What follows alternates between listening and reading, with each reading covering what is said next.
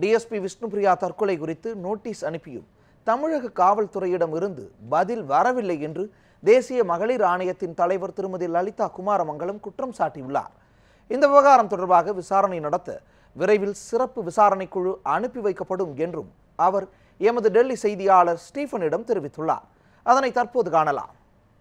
தேசிய மகளிர் ஆணையத்தினுடைய தலைவர் திருமதி லலிதா குமாரமங்கலம் நம்மோடு இருக்கிறார். அவரிடம் பேசுவோம். வணக்கம் மேம்.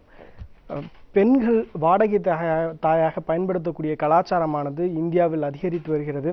இதனை தடுக்க பெண்கள் ஆணையம் என்னென்ன நடவடிக்கைகளை எடுத்திருக்கிறது?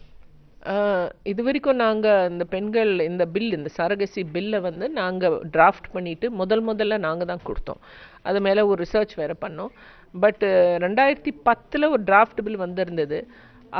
அந்த பில்ல கன்சென்சஸ் கிடைக்கல, எல்லாருக்கும் ஒற்றுமையாக இல்லாமல் இருந்தது. இந்த நம்ம குறிப்பிட்ட எல்லா டிபார்ட்மெண்ட்ஸில் துறைகளில் இந்த முறை இப்போது செப்டம்பர் 30 அவங்க வெப்சைட்டில் போட்டிருக்காங்க. அந்த பில்லை வச்சு நாங்கள் இன்றைக்கி ஒரு பெரிய கன்சல்டேஷன் வச்சுருந்தோம், ஒரு தேசிய கன்சல்டேஷன்.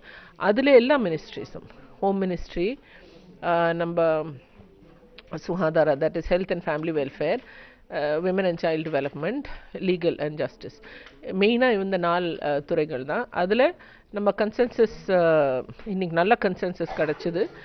பொதுவாக டெசிஷன் ஆகிருக்கு, நம்ம வந்து கொஞ்சம் பெண்களோட உரிமைகளை காப்பாற்றுறதுக்கு நாங்கள் இந்த பில்லில் என்னென்ன தேவை இருக்கோ அது போட்டுருக்கோம்.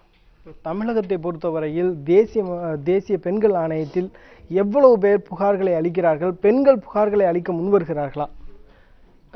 தமிழ்நாட்டில் இருந்து குறிப்பிட்ட நீங்கள் தமிழ்நாடை பற்றி கேட்டிங்கன்னா அத்தனை கம்ப்ளைண்ட்ஸ் வரதில்லை. வருஷத்துக்கு மேபி ஒரு 100-200 வரும், அதுக்கு மேலே இல்லை. ஆனால் வந்த கம்ப்ளைண்ட்ஸ் வந்து பொதுவாக சீரியஸ் கம்ப்ளைண்ட்ஸே வந்திருக்கு.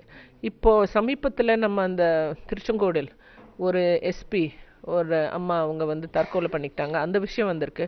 அதை நாங்கள் சுவமோட்டோ நோட்டீஸ் எடுத்தோம். அதுக்கு போலீஸ் இன்னும் பதில் கொடுக்கல. அதனால் அதுக்கு ஒரு இன்வெஸ்டிகேஷன் டீம் மாதிரி அனுப்பலோன்னு இருக்கும். அதே மாதிரி இப்போ தேசிய அளவில் பெறக்கூடிய புகார்கள் பொறுத்தவரையில் பெண்கள் ஆணையம் என்னென்ன மாதிரியான நடவடிக்கைகளை தொடர்ந்து எடுத்து வருகிறது? நடவடிக்கை எடுக்கிறது வந்து போலீஸ் தான். நாங்கள் வந்து அந்த இடத்தில் போய் என்ன நடந்திருக்கு ஒரு விசாரணை மாதிரி நாங்கள் நடத்தலாம். ஆனால் நடவடிக்கை எடுக்கிறது போலீஸோட வேலை. நாங்கள் வந்து ரெக்கமெண்ட் பண்ணுவோம், இந்த மாதிரி நடந்திருக்கு, எது சரி எது தப்புன்னு.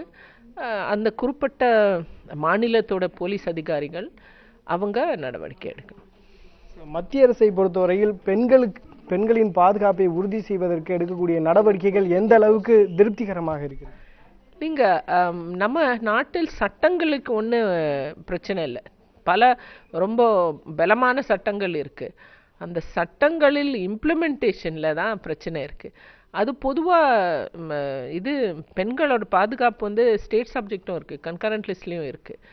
ஸோ இது வந்து தேவையில்லாத ஒரு அரசியல் இதுங்க.